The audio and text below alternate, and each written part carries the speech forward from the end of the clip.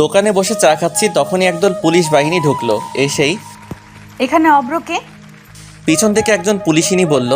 আমি হাত তুলে বললাম, এই যে মিস। মেয়েটা আমার কাছে এসে আমার শার্টের কলার ধরে বলল, তুই এমপি আহাদ খানের ছেলে? রানাকে কেন মারলি? মেয়েটি আমার একেবারে কাছে আসলো। আমি তো মেয়েটার দিকে চেয়ে আছি। এত সুন্দর মেয়ে, তাও আবার আমার সামনে। তবে যাই বলুন, আমি সেই রকমের ক্রাশ খাইছি, ভাবা যায় এগুলা? আমি মেয়েটির কাছে গিয়ে, এইভাবে ধরো না, আমি পাগল হয়ে যাব। তোকে তো। মেয়েটির গালে একটা চুমু দিলাম। মেয়েটি মানে পুলিশিনী আমাকে ছেড়ে দিয়ে একটু দূরে গিয়ে, তোকে তো আমি। আসো আসো, তাড়াতাড়ি। ম্যাডাম আপনি শান্ত হন। তুই রানাকে কেন মারলি? আচ্ছা, আমি বারবার কেন মেয়েটি মেয়েটি বলছি? মেয়েটির পুলিশ পোশাকের দিকে তাকালাম। খুব সুন্দর করে নাম লেখা আছে। হ্যাঁ, মেয়েটার নাম নীলাঞ্জনা নীলা। রূপের সাথে নামও সাজে, মনে একরঙা স্বপ্ন বাঁধে। এই ছেলে, তোকে কি বলছি শুনিস নে? I love you too. Raj, Murad, Safi ওরা অবাক হয়ে আমার দিকে তাকিয়ে আছে। ওরা ভেবেছিল এতক্ষণ আমি মজা করছিলাম, কিন্তু আমি যে সিরিয়াস ওরা বুঝে নাই। এখন হারামিরা বুঝছে। এই ফাজিল পোলা, আমি তোকে কখন আই লাভ ইউ বলছি? এই তো এখন। তোকে তো আজ। নীলা আবার আমার কাছে এসে শার্টের কলার ধরে। ওই এলইডি, চল না, আমরা আজই বিয়ে করে ফেলি। চল থানায়। নীলা আমার শার্টের কলার ধরে টানতে টানতে নিয়ে গেল। আমি হাতের ইশারায় হারামিগুলোকে চুপ থাকতে বললাম। হাবিলদার গাড়ি চালাচ্ছে, আর নীলা এখন আমার শার্টের কলার ধরে আছে, আর আমি নীলার দিকে চেয়ে আছি। কখন যে থানায় আসলাম বুঝেই নি। থানায় এসে আমাকে জেলে ঢুকিয়ে দিল। একটু পর নীলার ফোনে একটা ফোন আসে। জি স্যার, আমি ওকে এক্ষুনি ছেড়ে দিচ্ছি। নীলা চেয়ার থেকে উঠে যায়, আর আমি হেসে যাচ্ছি। আহারে পাগলি, তোমাকে রাগলে আরও বেশ লাগে। এবার আমাকে জেল থেকে বের করে দিল। আমি গিয়ে নীলার পাশে দাঁড়ালাম। এই যে মেয়ে, তুমি এত মিষ্টি কেন? সরি, আসলে আমি যেটা বলছি তার উত্তর দাও। আমি জানি না। আচ্ছা বাদ দাও, এখন তোমার নাম্বারটা দাও দেখি। কি? তুমি দিবে নাকি দিবে না? না মানে। আর কিছু বলার আগেই আমি ওর ঠোঁটজোড়া নিজের কবলে নিয়ে নিলাম। একটু পর ওকে ছেড়ে দিয়ে ওর ফোনটা থেকে ওর নাম্বারটা নিয়ে বাসায় চলে আসলাম। বাসায় আসতে আসতে না হয় আমার পরিচয়টা দিয়ে ফেলি। আমি অভ্র, মায়ের একমাত্র ফাজিল পোলা। বাবা নেই, অনেক আগেই মারা গেছে যখন আমি ক্লাস 4-এ পড়তাম। আর এখন আমি অনার্স 4র্থ বর্ষে পড়ি, আর হুদাই ঘোরাঘুরি করি। ভাগ্যিস আম্মুর একটা কোম্পানি আছে, ওইটা দিয়ে আমাদের সংসার চলে। না হলে আমার যে কত কষ্ট হতো। নীলা এতক্ষণে আমার 14 গোষ্ঠী উদ্ধার করে ফেলছে। যা। তারপর বাসায় আসতেই আম্মু বলল, কি রে, এতক্ষণে বুঝি আসার সময় হলো? আসলে কোথায় ছিলি এতক্ষণ? থানায় গেছিলাম। আবার কার সাথে মারামারি করলি? আরে আম্মু, তুমিও না, তোমার বৌমার সাথে দেখা করতে গেছিলাম। এ কথা বলেই রুমে চলে আসলাম। থাকলে না জানি আবার কি হয়। রাত্রে খাবার টেবিলে যেতেই, কাল সকালে তাড়াতাড়ি উঠিস, আমার বান্ধবীর বাসায় যাব। তারপর রাত্রে ঘুমাতে গেলাম। ও মা, সে কি কাণ্ড! সারাক্ষণ ওই পুলিশিনীর মায়াবীর চেহারা আমার চোখের সামনে ভেসে আসছে। আমার তো মাঝরাতে গান গাইতে ইচ্ছে করছে। আহারে আহারে, কবে পাবো তাহারে। ঘাটের এপাশ ওপাশ করতেছি, কিন্তু কিছুতেই ঘুম আসছেই না। শুধু ওর মায়াবী চেহারাখানি আমার চোখে আসছে। এবার বিছানা ছেড়ে বারান্দায় চলে আসলাম। হঠাৎ মনে হলো, আরে ওর নাম্বার তো আছেই। একবার দুবার দিতেই রিং হতেই। হ্যালো, কে? এত তাড়াতাড়ি ভুলে গেলে বুঝি? আরে দূর মশাই, আপনি কে বলুন তো? তোমার ঠোঁটগুলো কিন্তু হেব্বি মিষ্টি। তুই? আমি? তুই আমার নাম্বার কার কাছ থেকে নিলি? কেন বাবু, তুমিই তো দিলা। তুই কেন ফোন দিছিস সেটা বল, না হলে ফোন রাখছি। বাবু তুমি খাইছো? না, আমি খাইনি। কেন গো বাবু, আমার শ্বশুরবাড়ির লোকরা বুঝি এত খারাপ যে তারা আমার বাবুটাকে খাবার দেয়নি? তুই ফোন রাখবি নাকি আমিই রাখবো? ওকে বাবু, তুমি ঘুমাও, আমি রাখছি। ভালো থেকো। তোর ভালোর গুষ্টি কেলাই। আমি ফোনটা রেখে ঘুমিয়ে পড়লাম। সকালে আম্মুর চেঁচামেচিতে ঘুম থেকে উঠে পড়লাম। তোরে কাল রাত্রে কি বলছিলাম, তোর মনে আছে? এ কি, আম্মু তো দেখছি হেব্বি রেগে গেছে। আচ্ছা, কাল রাত্রে আম্মু কি যেন বলেছিল? আম্মু আমার না মনে পড়ছে না, আমি জানি। অমনি আম্মু আমার দিকে এগিয়ে আসতে আসতে বলল, আমাকে আর পাইকে। এক দৌড়ে বাথরুমে, তারপর ফ্রেশ হয়ে একেবারে রেডি হয়ে নিচে চলে আসলাম। আম্মু খিদে লাগছে, খাবার দাও। টেবিলে আয়, আমি বেড়ে দিচ্ছি। খাবার শেষ করে আম্মুকে গিয়ে বললাম, বাহিরে এসে, বল। আম্মু কিভাবে যাবে? তোর বাইকে করে। বাইকটা বের করে আম্মুকে নিয়ে আম্মুর বান্ধবীর বাসায় আসলাম। বাইকটা পার্কিং করে বাসার ভেতরে আসলাম। ভেতরে আসতে একটা মহিলা আম্মুকে জড়িয়ে ধরলো। বোধহয় এটাই ওনার বান্ধবী। কিরে, এটা আমাদের অভ্রবাবু নাকি? হুম। তোর ছেলে তো মাশাআল্লাহ দেখতে বহুত হ্যান্ডসাম আর খুব ভদ্র। আমি তো সাথে সাথে নিজের কলারটা একেবারে নাড়া দিলাম। হ্যান্ডসাম না ছাই, যত সব ফাজিলের কারখানা। আহারে আহারে, আমার আম্মু ডারে কেউ একটু বোঝা রে। এবারে আমার মান সম্মান ডুবাস না রে। আন্টি আপনারা কথা বলেন, আমি একটু উপরটা ঘুরে আসি। আরে উপরের 2 নাম্বারের ঘরটায় যাও, ওখানে আমার মেয়ে আছে। ওকে বললে ও তোমাকে বাসাটা ঘুরিয়ে দেখাবে। আমি আন্টির দেখানো রুমটায় গেলাম। গিয়ে দেখি একটা মেয়ে ল্যাপটপে কাজ করছে। আমি মেয়েটার কাছে গিয়ে, কেমন আছেন? আলহামদুলিল্লাহ ভালো। তুমি কেমন আছো? আমিও ভালো আছি। মেয়েটি এবার ল্যাপটপটা সরিয়ে, এই আমার রুমে কে? মেয়েটি আমার দিকে তাকাতেই আমি অবাক। তুই আমার রুমে, তোকে এই বাড়িতে ঢুকতে কে দিয়েছে? আরে কে আবার? আমার শাশুড়ি আম্মা। আম্মু, আম্মু। এবার আন্টি আর আম্মুর ডাক শুনে উপরে চলে আসে। কিরে মা, কেন ডাকছিস? ওকে এই বাড়িতে কে ঢুকতে দিয়েছে? নীলা আমার দিকে তাকিয়ে কথাটা বলল। তারপর আন্টি বলল, নীলা, ভদ্রভাবে কথা বলো। ও তোর আতিয়া আন্টির ছেলে অভ্র। ও কি তোর সাথে কেন? না আন্টি, আসলে আমার রুমে তেমন কেউ আসে নাই তো, তাই। ওকে আমাদের বাসাটা ঘুরে দেখা। জি আম্মু। নীলাকে সাথে নিয়ে পুরো বাসাটা ঘুরে দেখলাম। নীলার আব্বু ব্যবসার কাজে প্রায়ই বিদেশে থাকে, আর এখনও থাকে। আমি আর নীলা ছাদে এসে দাঁড়ালাম। আচ্ছা, তুই আমাকে কাল রাতে কি যেন বলেছিলি? আরে এভাবে আসছো কেন? আমার আম্মু খারাপ, তাই না? নীলা আমার শার্টের কলার ধরে বলল। আমিও শালা কম কিসে, এক ধাক্কা দিয়ে নিজের বুকে এনে ফেললাম আর ওর ঠোঁটজোড়াগুলো দখল করে নিলাম। পাক্কা 5 মিনিট পর ওকে ছেড়ে দিলাম। নীলাকে ছেড়ে দেওয়ার সাথে সাথে ও আমার গালে 2 থাপ্পড় বসিয়ে দিল, আর আমার চোখে বেয়ে পানি পড়ছে। চোখের পানিটা মুছে নিচে আসলাম। দেখলাম নীলা আম্মুর সাথে হেসে হেসে কথা বলছে। আমি গিয়ে আম্মুর পাশে বসলাম। নীলা, তুই ওদের জন্য নাস্তা নিয়ে আয়। জি আম্মু। অনেকক্ষণ চুপ থাকলাম। একটু পর নীলা এসে নাস্তা দিয়ে গেল। তো অভ্র, তোমার বিয়ে শাদীর কি খবর? নীলাকে সামনে দেখে আমি আর চুপ থাকতে পারলাম না। বিয়ে তো তোমাকেই করব। আমি নীলার দিকে তাকিয়ে বললাম। নীলা তো চোখগুলো বড় করে আমার দিকে চেয়ে আছে। কাকে তুই বিয়ে করবি? আরে আম্মু, তোমাকে বললাম না? সত্যি তুই?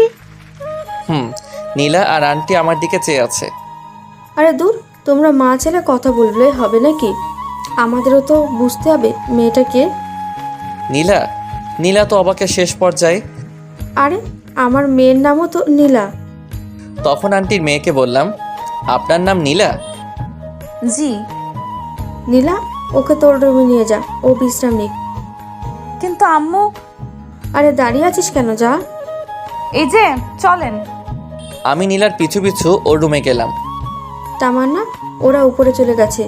আমার কাছে আয়, একটা জরুরি কথা আছে। কি কথা শুনি? আরে আয় না, তোকে বলছি তো। আম্মু কাছে যেতেই আন্টি আম্মুর কানে কানে একটা কথা বলে, আর এটা শুনে দুজনেই হাসতে হাসতে শেষ। আর এদিকে আমি নীলার রুমে ঢুকতে নীলা ঠাস করে দরজাটা বন্ধ করে দিল, আর আমার শার্টের কলার ধরে বলতে লাগলো, আম্মুর সামনে আর কারো নাম পেলি না? আর এদিকে তো আমার যায় যায় অবস্থা। ভাবছিলাম কি না কি। আরে ধুর পাগলি, আমি কি তোমার বান্ধবী ইরাকে ভালোবাসি নাকি যে ওর নাম বলতে যাবো? আর আমি তো তোমাকে ভালোবাসি। আমার বান্ধবীর নাম যে ইরা, তুই কি করে জানলি? নীলা আমার শার্টের কলার আরও জোরে ধরে। এই আমি কি জানতাম যে বান্ধবীর নাম ইরা? এখন কি হবে? আহা, পেয়ে গেছি। তার মানে বাবু, তুমিও আমাকে ভালোবাসো? মানে? আরে দুষ্টু, যা, ও আমার লজ্জা করে। এবার আমি কিন্তু। জানি কিস করবা। তোকে কিন্তু আমি। কিছু করতে পারবা না। কেন? আরে পাগলি, দেখলে না তোমার বান্ধবীর নাম নিতেই তুমি যেভাবে হার্ট হয়ে আমাকে যে জোরে শার্টের কলার ধরলা, তখনই আমি বুঝছি তুমি আমাকে ভালোবাসো। একথা বলতেই নীলা সাথে সাথে আমাকে ছেড়ে দিয়ে দরজা খুলে দৌড়ে চলে গেল, আর আমি তো হাসতে হাসতে শেষ। কি রে পাগল মেয়ে, এইভাবে দৌড়ে আসলি কেন? না কিছু না। নীলা এবার দৌড়ে ছাদে চলে গেল, আর এদিকে নীলার পাগলামি দেখে আন্টি আর আম্মু হাসতে হাসতে শেষ। আর আমি ভাবছি অন্য কথা। শালার নিজের হবু শ্বশুর বাড়িতে আসলাম, কিন্তু বিড়ি খামু কই? টেনশনে আমার ঘুম চলে আইছে। তারপর আর কি দিলাম ঘুম। হঠাৎ কারো ঠেলাঠেলিতে আমার ঘুম ভেঙে গেল। তুই বাল কিল্লাই আমার শখের ঘুমটা ভাঙালেন। কুত্তা বিলাই, তুই আমারে কি বললি? আরে বাবু, আমি কি তোমাকে কিছু বলতে পারি? আমি তো শুধু তোমাকে ভালোবাসি। তোর ভালোবাসা তোর পকেটে রাখ, আর তোকে আম্মু ডাকছে। ও, আম্মু ডাকছে, তুমি আগে বলবা না? তুমি যাও, আমি আসছি। সরি, তুমি আমার আম্মুকে কি বললে জানো? আম্মু বলছি। আমার আম্মুরে তুই কেন আম্মু বললি? ধুর পাগলি, তোমার আম্মু আর আমার আম্মু তো একই কথা। তবু কি কারণে বলবি? তুমিও না? আরে তোমাকে বিয়ে করলে তো তোমার আম্মুকে, মানে আমার শাশুড়ি আম্মুকে তো আম্মুই ডাকতে হবে না, তাই না? তাই আগে থেকে প্র্যাকটিস শুরু করছি। তো শাশুড়ি আম্মুর গুষ্টি কিলাই, তুই আমার আম্মুরে আম্মু বলবি না। বাবু গোষ্ঠী কিলাইলে তুমি ব্যথা পাবা না? তোকে তো। হঠাৎ নিচ থেকে নীলা, এতক্ষণ ওপরে কি করছিস? তাড়াতাড়ি নিচে আয়, কাজ আছে। তোকে আমি পরে দেখে নেবো। এই শোনো, এখন কিন্তু কিছু দেখো না, বিয়ের পর দেখো, বুঝলে? আমার কিন্তু এখন হেভি লজ্জা করছে। তোকে তো আমি। বাবু তুমি এখন নিচে চলে যাও। এতক্ষণ আমার সাথে এক রুমে থাকলে না তোমার আম্মু আবার মনে করবে আমাদের টিয়ে হয়ে গেছে। নীলা দরজার কাছে যেতেই, নীলা শোনো, তোমার হবু স্বামী খাবার খেতে আসছে, তাড়াতাড়ি সব খাবার টেবিলে সাজিয়ে রাখো, বুঝলে? তোকে তো আজকে আমি। আমাকে আর পাইকে দৌড়ে বাথরুমে চলে আসলাম, তারপর ফ্রেশ হয়ে নিচে আসলাম। নীলার দিকে তাকিয়ে দেখে আমার বউটা, ও সরি, হবু বউটা আমার উপর রেগে আছে, তাই ওকে একটু সান্ত্বনা দিলাম। ধরুন আন্টি, আপনার মেয়ে আমাকে নিয়ে বেগে চলে গেল, আপনি কি আমার উপর রাগ করবেন? আমি মজা করে বললাম। এতে রাগের কি আছে? তুমি আমার মেয়ের জামাই হবা, এটা তো খুশির খবর। নীলা তো রেগে মেগে আগুন, আর ওর আম্মুর সামনে কিছু বলতেই পারছে না। সত্যি? হুম। আন্টি আম্মুর দিকে তাকিয়ে একটা রহস্যময় হাসি দিয়ে, কিন্তু আমি তো আপনার মেয়েকে বিয়ে করবো না। কেন রে, আমার মেয়েকে দেখতে খারাপ নাকি? আরে না, দেখতে সুন্দর কিন্তু আচরণ ভালো না। তোকে আবার কিছু বলেছে নাকি? আমি ঘুমাচ্ছিলাম, উঠতেছি না দেখে ও আমাকে ধাক্কা মেরে নিচে ফেলে দিছে। নীলা তো এবার ফুল রেগে আছে। ওই বদমাস, আমি তোকে কখন ধাক্কা মারলাম? দেখুন না আম্মু, আমি আপনাকে বলাতে ও আমাকে। নীলা, তুই চুপ থাক। অব্র, তুমি আমাকে কি বলে ডাকলে জানো? আম্মু বলছি, আপনি কি রাগ করছেন? তাহলে থাক, আমি আর আম্মু বলবো না। আমি তো চাই তুমি আমাকে আম্মু বলে ডাকো। আপনাকে আম্মু ডাকলে আমার না খুব ভালো লাগে, আরেকবার আম্মু ডাকি। এতে বলার কি আছে? আম্মু। কিরে নীলা, উঠে যাচ্ছিস কেন? আমার খাওয়া হয়ে গেছে। নীলা আমার দিকে তাকিয়ে বলল। অবশেষে খাওয়া দাওয়া করে আম্মু আর আন্টির সাথে আড্ডায় মেতে পড়লাম। আড্ডা শেষ করে বিকেলে ছাদে দাঁড়িয়ে আছি আর ভাবছি নীলার কথা। আচ্ছা, আমি কি নীলাকে সত্যি নিজের করে পাবো, নাকি কোনো এক বইয়ের ছেঁড়া পাতার মতো আমার ভালোবাসাও শেষ হয়ে যাবে? আমি মুগ্ধতার বিচরণে, সে ব্যস্ত নতুনের সন্ধানে। ছন্দটা তো বেশ। আমি পিছন ফিরে দেখি নীলা দাঁড়িয়ে আছে। ফাজিল পোলা। নীলা এবার হেসে দিল। মেয়েদের সবচেয়ে বেশি সুন্দর লাগে দুই সময়, যখন সে হাসে আর যখন সে কান্না করে। আর তুমি তো থেমে গেলে কেন? বলো আমি কি? Lady police. তাই নাকি? দেখছো আমাদের দুজনের কতটা মিল? কোথায় মিল? লেডি পুলিশ ভার্সেস ফাজিল পোলা। তুমি সত্যি একটা ফাজিল পোলা। আমি একটা জিনিস বুঝতেছি না। কি? এই যে তুমি আমাকে একবার তুই আরেকবার তুমি করে বলো। আমার যেটা ভালো লাগবে আমি তোমাকে সেটা বলেই ডাকবো, বুঝলে? তাই নাকি? তারপর একটু পর নিচে চলে আসলাম। আম্মু চলো বাসায় যাব। বাসায় যাবে মানে? আজকে তুই আর তোর আম্মু এখানেই থাকবি। কিন্তু আন্টি। কোনো কিন্তু না। কি রে, তোর কি এখানে থাকতে ভালো লাগছে না? না আম্মু, আসলে সারাক্ষণ বাসার ভেতরে তো, তাই। বাসায় বাহির থেকে না হয় ঘুরে আয়। সেটাই ভালো হবে। আর অব্র, তুই সাথে নীলাকে নিয়ে যাস। একটু বাদে আমি বাসা থেকে বের হয়ে বাসার বাহিরের চায়ের দোকানটায় গেলাম। আর আপনারা ভাবছেন নীলাকে কেন নিয়ে এসেছি? আসলে ওইটা খাবো তো, তাই। বিড়ি সিটামল। তারপর বাসায় ফিরে যেতেই আন্টি নাস্তা দিল। আমি নাস্তা করে নিলাম, কিন্তু নীলাকে কোথাও দেখলাম না। তারপর ছাদে চলে আসলাম। হঠাৎ মুরাদ ফোন দিল। হ্যালো। কিরে মামা, কই তুই? শ্বশুর বাড়ি। বলিস কি মামা? রে। তুই বিয়ে করলি কবে? বিয়ে এখনো করিনি রে, তবে খুব শীঘ্রই করব। কাকে? ওই পুলিশ ম্যামকে নাকি? তোর ভাবি। আচ্ছা ঠিক করে বল তো, তুই এখন কই আসিস? হবু শ্বশুর বাড়ি। মানে? তারপর মুরাদকে পুরোটা বুঝিয়ে বললাম। দেখিস মামা, এটে যেন আবার না হয়ে যায়। মুরাদ এই কথা বলেই হেসেই দিল। হলে ক্ষতি কি? তো লোকজনকে কি বলবি? বলবো বিয়ের আগে বাসর হয়ে গেছে। মামা তুই সত্যি একটা ফাজিল বলা। ফোনটা কেটে দিলাম। হারামিটা পারেও বটে। হঠাৎ নীলা বলল, কার বিয়ের আগে বাসর হয়ে গেছে? কেন আমার আর তোমার? কি বললি কুত্তা? কেন গো বাবু, তুমি শুনো নাই? আচ্ছা এটা বাদ দাও, তা সিগারেট কেন খাও? আমি তো এসব ছাইপাস খাই না। বিকেলে তো দেখলাম সেই রকম টান দিছিস, আর এখন বলছিস? নীলা আমার দিকে এগিয়ে আসতে আসতে, আন্টি আপনি কখন ছাদে আসলেন? নীলা আমাকে বাদ দিয়ে ওদিকে তাকাতেই আমি উধাও। তবে রে বদমাস। দৌড়ে নিচে চলে আসলাম। আর একটু থাকলে কি জানি কি হতো। কি রে অব্র, এভাবে হাঁপাচ্ছিস কেন? পুলিশিনি তাড়া করেছিল তো তাই। কে সে? আরে কালকে তোমাকে বললাম না আমি। তারপর রাত্রে খেয়ে দিয়ে ছাদে গেলাম। ওখানে গিয়ে দেখি নীলাও দাঁড়িয়ে আছে। তুমি এখনো ঘুমাওনি? না। মন খারাপ কেন? জানি না। ধরো যদি আমি মরে যাই, তোমার কি কষ্ট হবে? তুমি কেন মারবে? তোমার ভালোবাসার অভাবে। তাই বুঝি। হুম এবার আমি তোমাকে একটা কথা বলি। হুম আমি যদি তোমাদের ছেড়ে অন্য কাউকে নিজের জীবনে নিয়ে আসি, তখন তুমি কি করবে? আমি না হয় প্যারাসিটামল খেয়ে থাকবো মৃত্যুর আশঙ্কায়। আমি আর এক মুহূর্ত দাঁড়িয়ে না থেকে ছাদ থেকে নেমে চলে আসলাম। নীলা আমাকে ডাক দিয়েছিল কিন্তু আমি চলে আসলাম। তারপর ঘুমিয়ে পড়লাম। সকালে কারো হাতের স্পর্শে আমার ঘুমটা ভেঙে গেল। তাকিয়ে দেখি আমার পাশে নীলা বসে আছে। এই যে মিস্টার, এমন করে কি দেখো? তোমাকে। এই তোমার কি কোনো কমন সেন্স নেই? চুপ করে থাকো তো। তোমাকে আজ মন ভরে দেখি। নীলা যেই উঠে যাবে তখনই এক টান দিয়ে ওকে আমার বুকের উপর এনে ফেললাম। নীলা ঠিক আমার বুকের উপর পড়ে আছে আর লজ্জায় চোখ দুটো বন্ধ করে আছে। আমি ওর ভেজা চুলগুলোর ঘ্রাণ নিতে লাগলাম। ওর চুলগুলো যেন আমাকে ওর প্রতি আকর্ষণ করছে। ওর ঠোঁটগুলো কাঁপছে। আমি আস্তে গিয়ে ওর ঠোঁট জোড়াগুলো নিজের আয়ত্তে নিয়ে আনলাম। প্রায় 6 মিনিট পর ওকে ছেড়ে দিয়ে সোজা বাথরুমে চলে গেলাম। একটু পর ফ্রেশ হয়ে নিচে নামলাম, কিন্তু কোথাও ওকে দেখতে পেলাম না।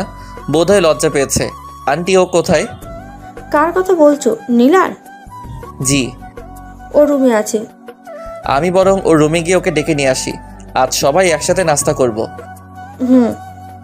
তখন পাশ থেকে আম্মু বলল, আচ্ছা তুই কি সত্যি আমার ছেলে? আমার তো মনে হচ্ছে না।